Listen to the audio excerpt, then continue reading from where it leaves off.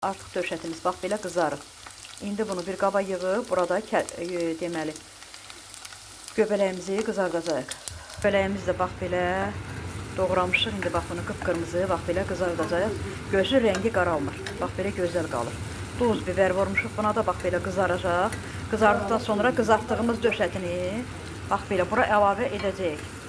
Bunu istəsəniz mayonez əlavə edirsiniz. Onda olur qaymaqlı deyirlər ona, qaymaqlı. Amma biz bunu bax belə qızardırıq, bax belə bir yerdə döşətini. Bunu bir yerdə qızardırıq, çox dadlı olur. Xanımlarımız görürsünüz, göbələyin rəngi necə gözəldir. Bax belə bu qıpqırmızı qızarır. Qızardıqdan sonra biz burada döşətimizi bax belə əlavə edirik. Bir yerdə yenə qovururuq. Nuş olsun xanımlarımız. Bura kim istəsə biber əlavə eləyər. Elə də yemək olur. Kim istəsə bura artıq görürsünüz, bax bunu necə qarışdırırım, hazırdır. Bura deməli, bir də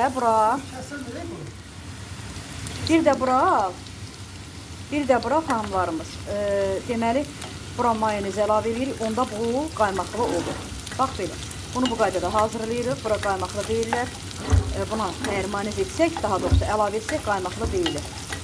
Baxın, ayrılıqda bunlar qızarmalıdır ki, göbələyimizin rəngini görürsünüz, dümağappaq olur. Baxın, görün nə gözəldir, qaralmayıbdır. Baxın, bax belə xanımlarımız. Nuş olsun.